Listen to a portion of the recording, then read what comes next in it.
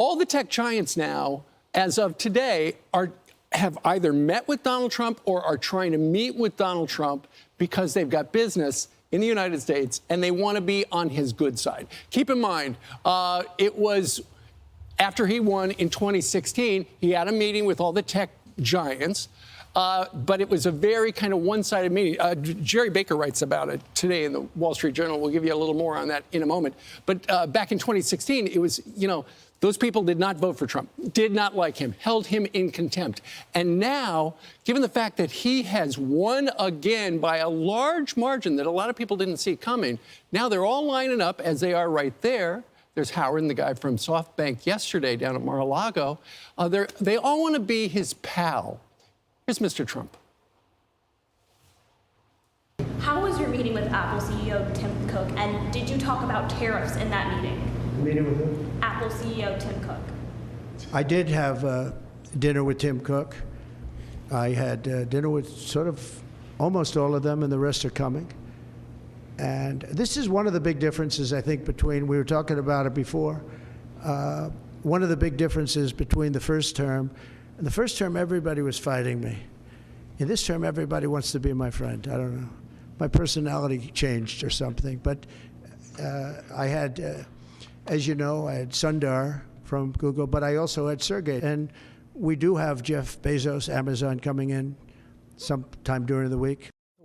It was a great press conference. He covered a lot. He answered a lot of questions. We were sitting on the couch in this room, in the studio, for Outnumbered. And he'd already been on during Harris's show, her first show, starting at like quarter after the hour, and it hit an hour. And Kaylee was on the couch with me, and she was like, he hit an hour. That just shows how good he is, because we never saw Biden taking questions and having an hour press conference, right? And he talked about everything. He talked about the drones, the drone issues. He said the government knows what's happening. The military knows where they took off. He talked about Eric Adams, our mayor here in New York City, consider pardoning him for the bribery and fraud charges. The Postal Service, someone asked, would he make it private? And he said, that's not the worst idea. Laura Trump, would Governor Ron DeSantis, would he appoint her if he joins in the White House? And he said, that's not my choice, that's his choice, nothing to do with me. He talked about Ann Seltzer, remember the pollster? Suing her. And he's suing her. Yeah, he says he hates to do that, but he will. But he also brought up TikTok, and he said, they helped me get the young vote. That's true. It's popular, and the algorithm is cutting edge, and no one's been able to replicate it, although Instagram's getting close. But the problem is the Chinese control it, and we would never let the Chinese control a major news organization, and why would we? But that's what it is. That news feed for the next generation of Americans will be the news feed. And as the President of the United States, as much as he's right, he was very effective on TikTok, is he going to be happy with when his tariff stories come out, have him look negatively or shadow banned? Is he going to be happy with no positive stories about Taiwan? Is he going to be happy about anything positive with that we might have any policy with South Korea, or building up our defense, or China's aggression when it comes to what they're doing in the South China Sea? Everything's going to be China's point of view. They don't just come out blatantly and say Taiwan sucks, but they just make sure you see the pro-China stories. And you're not going to see the Chinese walking with pocket protectors across the southern border, because they control the news feed. Yeah. Why would we possibly allow that to be Chinese owned? Didn't you got say Kevin O'Leary? There's some people that want to buy. Yeah, Frank McCourt, who used to own the Dodgers. He bought the Dodgers from Rupert Murdoch. There is Kevin O'Leary. He's ready to buy it. They know it works. It just can't be American-owned. There's no doubt about it. It works, it's effective, and people like it. But it actually is Chinese propaganda. Right. There's two things. They spy on us, and they manipulate us. Why would we play into it? Well, it would be interesting to know what the guy who runs TikTok said to Mr. Trump, because I'm sure it's different than what they have said in public.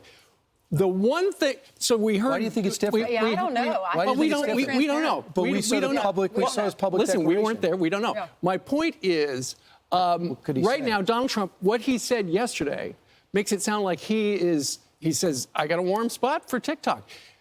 Donald Trump is a genius when it comes to the American media. And he knows that there are 100 million Americans who use TikTok. 100 million Americans use it right now. So going forward, the TikTok deal is supposed to culminate the day before he takes office. He could turn that around. Then again, he could say, you know what, hasta la vista, baby. Let's come up with something else. No, he can't. He can only delay it a month because this is already past Congress.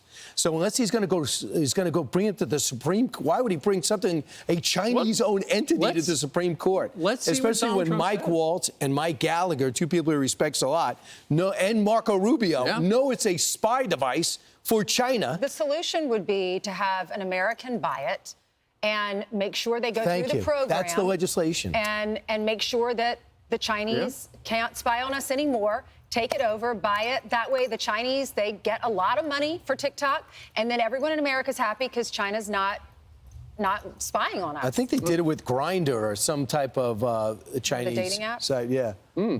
I mentioned a moment ago. I know, either do I, but I know it was a sale. Yeah. I mentioned a moment ago, Jerry Baker wrote a great op-ed in the Wall Street Journal where the headline is Trump is back, this time without the disdain. And it goes on to say, almost exactly 8 years ago, President-elect Trump hosted a gathering at Trump Tower for the leaders of America's biggest tech companies.